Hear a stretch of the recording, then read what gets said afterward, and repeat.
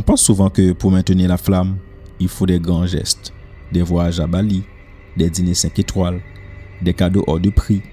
On se met une pression de dingue pour trouver l'extraordinaire. Et on oublie que l'amour, le vrai, celui qui dure, ne se nourrit pas de feux d'artifice.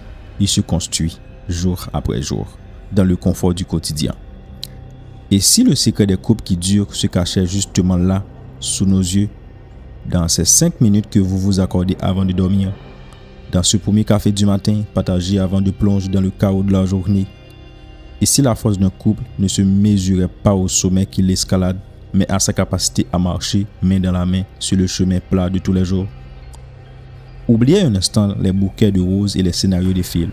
La vraie solidité d'une relation, son intimité, se tisse dans des moments simples et répétés.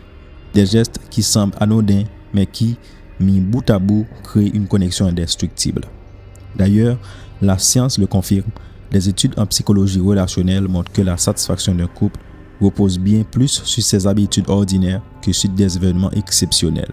Alors, dans cette vidéo, on va décortiquer 5 de ces habitudes, 5 rituels quotidiens, hyper simples, accessibles à tous, qui ont le pouvoir de transformer le banal en quelque chose de magique. Voyez-les comme des invitations à mettre un peu plus de conscience et d'amour dans votre routine chaque jour. 1. Les rituels de connexion quotidienne. Commençons par la base, le socle de tout. Créer et protéger des rituels de connexion. Non, on ne parle pas de planifier une soirée romantique par semaine, mais de ces micro-moments intentionnels qui ancrent votre couple dans la réalité de chaque journée. Pourquoi c'est si puissant? Parce que dans un monde qui va à 100 à l'heure, ces rituels sont votre ancre. Ils créent un sentiment de sécurité et de prévisibilité. Ils sont ce moment sacré qui dit « Peu importe ce qui se passe dehors, ici, dans notre bulle, on est ensemble ». Une étude publiée dans le Communication Quarterly a montré que les couples qui pratiquent ces rituels rapportent une plus grande intimité et une meilleure stabilité. Ces gestes deviennent le ciment de votre relation. Ok, mais en pratique, ça donne quoi? Les possibilités sont infinies, à vous de trouver les vôtres. Ça peut être le simple fait de se dire « je t'aime » et passe une bonne journée chaque matin. Ce n'est pas une formalité, c'est lancer la journée en se rappelant pourquoi vous êtes ensemble. Ça peut être un câlin de 6 secondes en rentrant du travail. Le célèbre chercheur John Gottman explique que 6 secondes, c'est le temps minimum pour que le corps libère les hormones de l'attachement, comme l'ocytocine. C'est un véritable bouton reset après une journée de stress. Ça peut aussi être le fait de faire la vaisselle ensemble.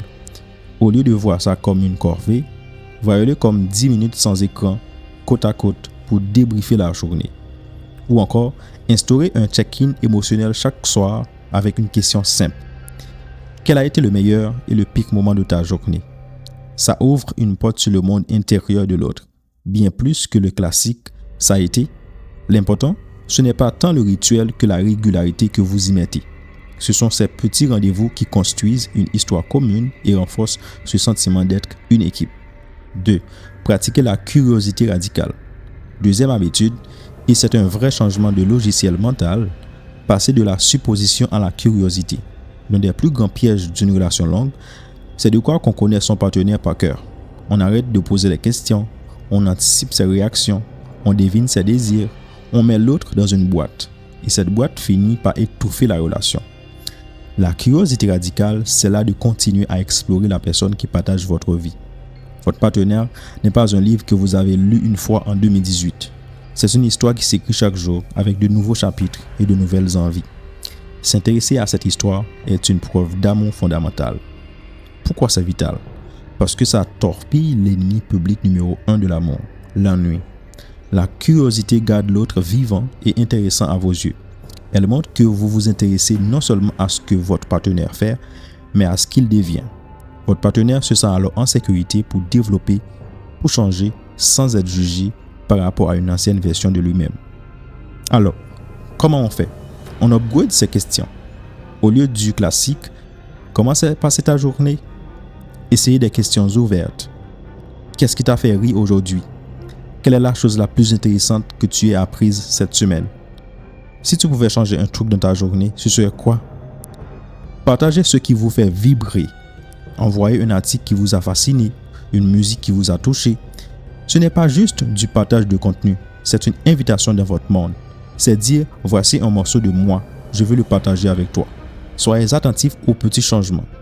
A-t-il une nouvelle passion? Est-elle préoccupée? Remarquez-le et posez des questions avec une vraie envie de comprendre, pas de résoudre. Parfois, la plus belle preuve d'amour, c'est juste une oreille attentive. 3. Agis comme une équipe infaillible. Troisième habitude, pensez équipe. Toujours. Les couples heureux ne se voient pas comme deux individus qui cohabitent, mais comme les deux joueurs d'une même équipe. Face à un problème, le réflexe n'est pas toi contre moi, mais nous contre le problème. L'impact de cette mentalité est colossal. Elle construit la confiance et le soutien mutuel, les piliers de toute relation qui dure. Quand vous savez que vous avez un allié inconditionnel à vos côtés, le monde extérieur fait beaucoup moins peur. C'est ce qui permet de traverser les crises non seulement sans se briser, mais en sortant plus soudés. Comment on devient une équipe au quotidien? D'abord, célébrez les victoires de l'autre comme si c'était les vôtres. Votre partenaire décroche une promotion, soyez son plus grand fan. Il a enfin réussi à monter cette étagère, célébrez-le. Le soutien dans les succès est aussi important que dans les épreuves. Ensuite, soyez un refuge dans les moments durs. Ça ne veut pas dire tout régler à sa place. Souvent, ça veut juste dire écouter sans juger et dire « je suis là ». On va traverser ça ensemble. Valider les émotions de l'autre. Je comprends que tu sois stressé, triste, est incroyablement puissant. Enfin, ça se voit dans la gestion des conflits. Une équipe ne cherche pas un coupable, elle cherche une solution. Au lieu de pointer du doigt, changez votre vocabulaire. Passez du tu qui accuse, nous qui rassemble. J'ai l'impression que nous avons du mal à communiquer sur ce sujet. Comment est-ce que nous pourrions faire mieux? Un petit changement de pronom peut désamorcer une dispute et la transformer en collaboration. 4. Maîtriser l'équilibre entre le nous et le je. Quatrième habitude, et c'est tout un art. Trouver le juste équilibre entre le nous fusionnel et le je individuel. On a souvent cette image du couple où deux personnes ne se font plus qu'une. Mais les couples qui durent ont compris une chose. Pour qu'un nous soit fort, il faut que les deux je qui le composent soient solides et épanouis. Pourquoi c'est essentiel? Parce que la fusion totale mène à l'étouffement. Et ça tue le désir qui a besoin d'un peu d'espace et de mystère pour exister. Pour continuer à désirer l'autre, il faut le voir comme une personne distincte avec son propre jardin secret. Garder son individualité permet de ramener de l'énergie neuve dans le couple, de nouvelles histoires à raconter. C'est l'antidote parfait à la question angoissante. Mais de quoi va-t-on bien pouvoir parler ce soir? Préserver son jardin secret, ce n'est pas de l'égoïsme. C'est un cadeau que vous faites à votre couple. Concrètement, on fait comment? Encouragez activement les passions de l'autre. Soutenez-le s'il veut prendre un cours de guitare ou passer une soirée à jouer en ligne avec ses potes. Ne le voyez pas comme du temps qui vous est volé, mais comme un investissement dans son bonheur et donc dans celui du couple. Et protégez votre propre espace. De prendre du temps seul. Un couple sain n'est pas un couple siamois. La joie de se retrouver après avoir été un peu séparés est l'un des meilleurs moments de raviver la flamme. Communiquez sans culpabilité sur vos besoins. Dire ce soir, j'ai juste besoin d'une heure pour lire dans mon coin n'est pas un rejet.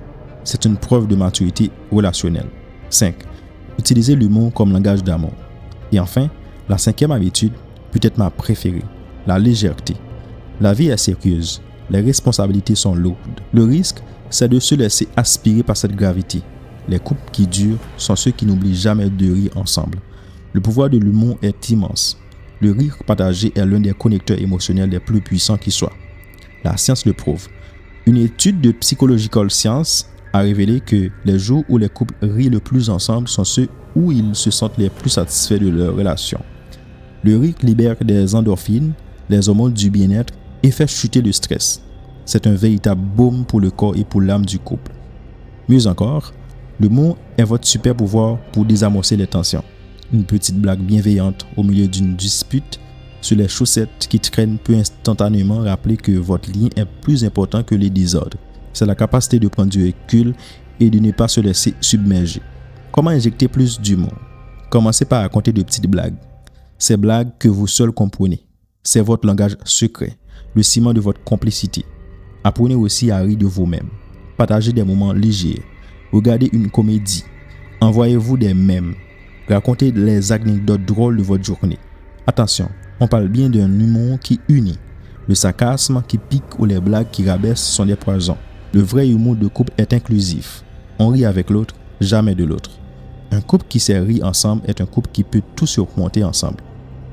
Voilà nos 5 habitudes.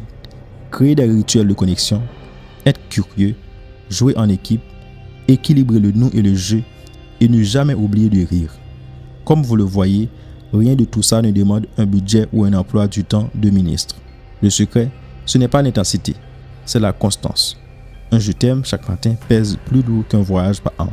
Un fou rire partagé en faisant la cuisine est plus précieux qu'un dîner guindé.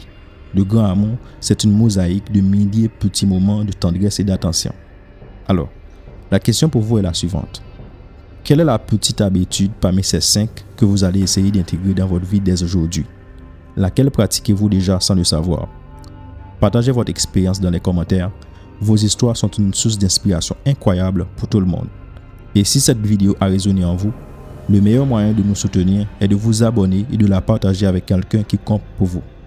Prenez soin de votre amour dans les petits gestes chaque jour. À très bientôt.